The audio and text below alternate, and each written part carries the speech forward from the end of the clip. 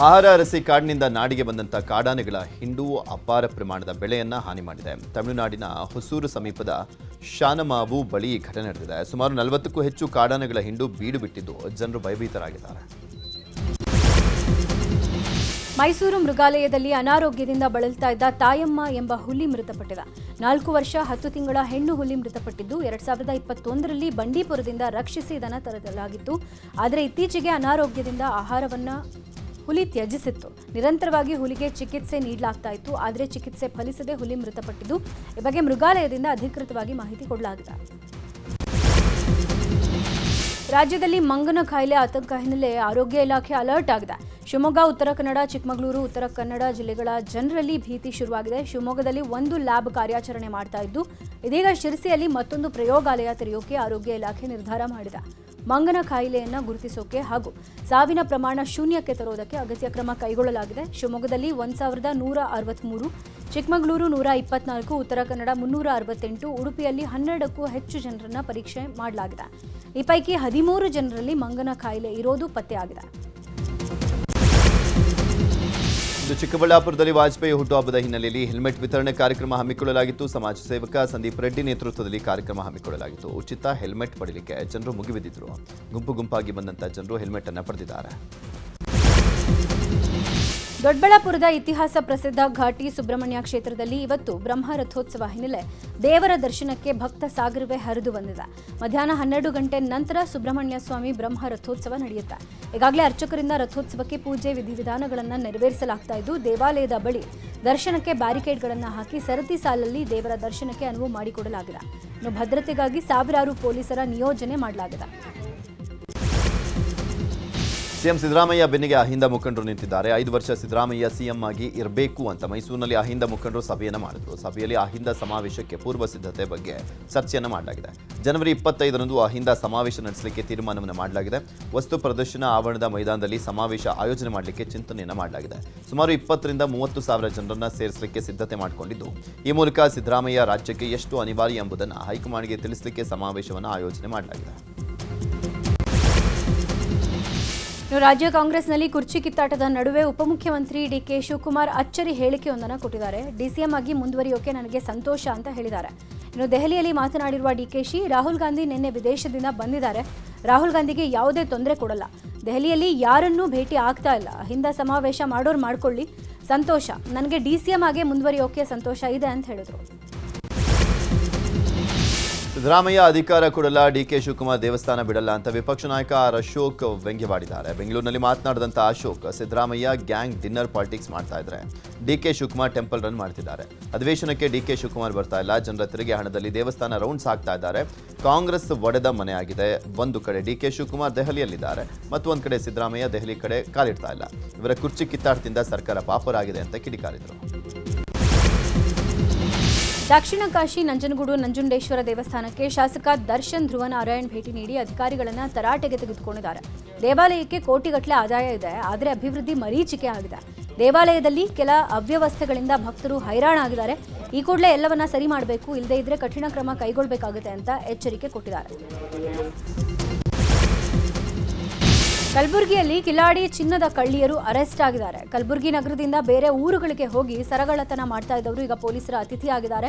ಸರ್ಕಾರದ ಬಸ್ನಲ್ಲಿ ಬೇರೆ ಊರುಗಳಿಗೆ ತೆರಳುತ್ತಾ ಇದ್ದ ಮಹಿಳೆಯರು ಅಲ್ಲಿ ಕಳ್ಳತನ ಮಾಡಿ ಬರ್ತಾ ಇದ್ರಂತೆ.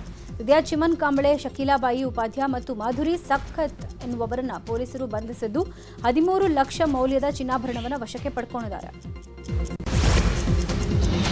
ನಟ ದರ್ಶನ್ ಪತ್ನಿ ವಿಜಯಲಕ್ಷ್ಮಿಗೆ ಸೋಷಿಯಲ್ ಮೀಡಿಯಾದಲ್ಲಿ ಅಶ್ಲೀಲ ಸಂದೇಶ ಪ್ರಕರಣ ಸಂಬಂಧ ಪ್ರಕರಣದ ತನಿಖೆಯನ್ನ ಸೈಬರ್ ಕ್ರೈಂ ಪೊಲೀಸರು ಚುರುಕುಗೊಳಿಸಿದ್ದಾರೆ.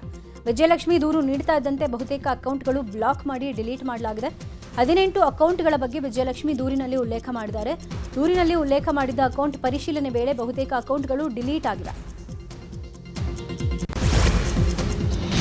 ಮಾಜಿ ಪ್ರಧಾನಿ ದಿವಂಗತ ಅಟಲ್ ಬಿಹಾರಿ ವಾಜಪೇಯಿ ಅವರ ಜನ್ಮದಿನ. ಈ ಹಿನ್ನೆಲೆಯಲ್ಲಿ ಪ್ರಧಾನಿ ನರೇಂದ್ರ ಮೋದಿ, ಉಪರಾಷ್ಟ್ರಪತಿ ರಾಧಾಕೃಷ್ಣನ್, ರಾಷ್ಟ್ರಪತಿ ದ್ರೌಪದಿ ಮುರ್ಮು ಅಟಲ್ ಸಮಾಧಿ ಬಳಿ ತೆರಳಿ ಪುಷ್ಪ ನಮನವನ್ನು ಸಲ್ಲಿಸಿದರು.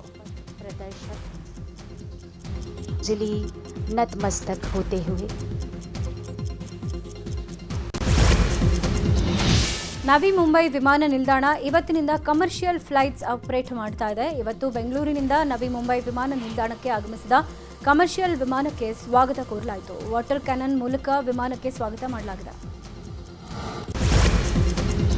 ರಿಲಯನ್ಸ್ ಇಂಡಸ್ಟ್ರೀಸ್ನ ಡೈರೆಕ್ಟರ್ ಅನಂತ್ ಅಂಬಾನಿ ಸೋಮನಾಥ ದೇಗುಲಕ್ಕೆ ಭೇಟಿಯನ್ನು ಕೊಟ್ಟಿದ್ದಾರೆ. ಗಿರ್ನಾರ್ ಸೋಮನಾಥ ದೇಗುಲಕ್ಕೆ ಭೇಟಿ ನೀಡಿದಂಥ ಅನಂತ್ ಅಂಬಾನಿ ಸೋಮನಾಥ ಜ್ಯೋತಿರ್ಲಿಂಗ ದರ್ಶನವನ್ನು ಪಡೆದರು.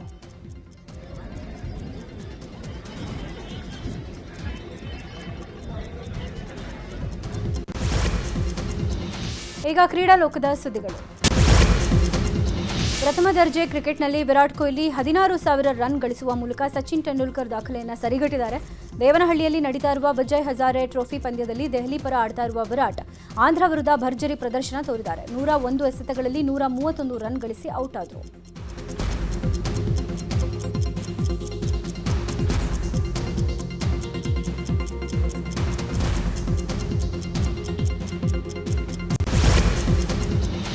ಸಿನಿಮಾ ಸುದ್ದಿ ನೋಡೋಣ. ಕಿಚ್ಚ ಸುದೀಪ್ ಅಭಿನಯದ ಬಹುನಿರೀಕ್ಷಿತ ಮಾರ್ಕ್ ರಿಲೀಸ್ ಆಗಿದೆ. ರಾಜ್ಯದಾದ್ಯಂತ 250ಕ್ಕೂ ಹೆಚ್ಚು ಸ್ಕ್ರೀನ್ಗಳಲ್ಲಿ ಮಾರ್ಕ್ ಅಬ್ಬರ ಜೋರಾಗಿತ್ತು. ಮಾರ್ಕ್ ನೋಡಲಿಕ್ಕೆ ಸಂತೋಷ್ ಥಿಯೇಟರ್ಗೆ ರಿಯಾ ಸುದೀಪ್ ಬಂದಿದ್ದಾರೆ. ಸಿನಿಮಾ ವೀಕ್ಷಣೆ ಮಾಡಿದರು.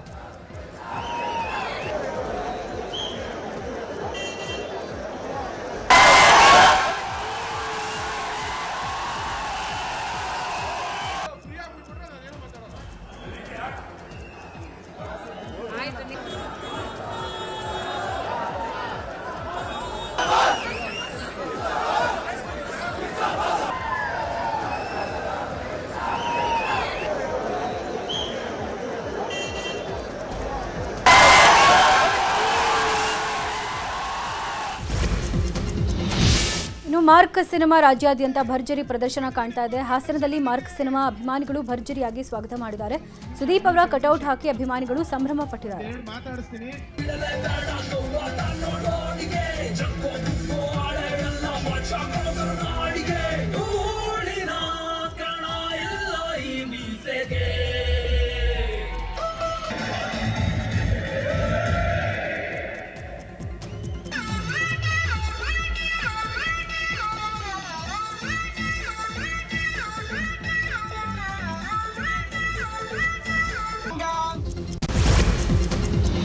ನಟ ಸುದೀಪ್ ಅಭಿನಯದ ಮಾರ್ಕ್ ಚಿತ್ರ ಬಿಡುಗಡೆ ಹಿನ್ನೆಲೆಯಲ್ಲಿ ಫಸ್ಟ್ ಡೇ ಫಸ್ಟ್ ಶೋ ನೋಡಲಿಕ್ಕೆ ಅಭಿಮಾನಿಗಳು ಜಮಾಯಿಸಿದ್ದು ಭಾರತ್ ಸಿನಿಮಾಸ್ ಹೌಸ್ಫುಲ್ ಪ್ರದರ್ಶನ ಕಾಣ್ತಾ ಇದೆ.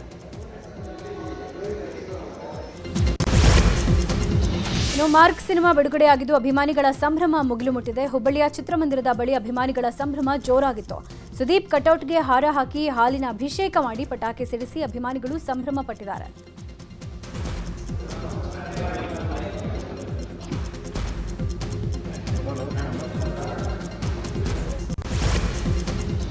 ರಾಜ್ಯದಾದ್ಯಂತ 45 ಚಿತ್ರ ಪೇಯ್ಡ್ ಪ್ರೀಮಿಯರ್ ಶೋಗೆ ಉತ್ತಮ ರೆಸ್ಪಾನ್ಸ್ ಸಿಕ್ಕಿತ್ತು.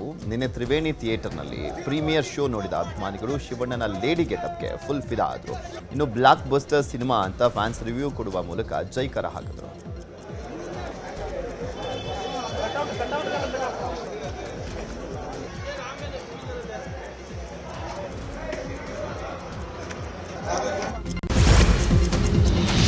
ಉಪೇಂದ್ರ ಹಾಗೂ ಶಿವಣ್ಣ ರಾಜ್ಬಿ ಶೆಟ್ಟಿ ಅಭಿನಯದ 45 ಸಿನಿಮಾ ಇವತ್ತು ರಾಜ್ಯಾದ್ಯಂತ ರಿಲೀಸ್ ಆಗ್ತಾ ಇದೆ. ಬೆಳಗಾವಿಯ 3 ಚಿತ್ರಮಂದಿರಗಳಾದ ಐನಾಕ್ಸ್, ನ್ಯೂಕ್ಲಿಯಸ್ ಮಾಲ್ ಹಾಗೂ ಪ್ರಕಾಶ್ ಥಿಯೇಟರ್ನಲ್ಲಿ ರಿಲೀಸ್ ಆಗಿದ್ದು ಸಿನಿಮಾಗೆ ಭರ್ಜರಿ ರೆಸ್ಪಾನ್ಸ್ ಸಿಕ್ಕಿದೆ.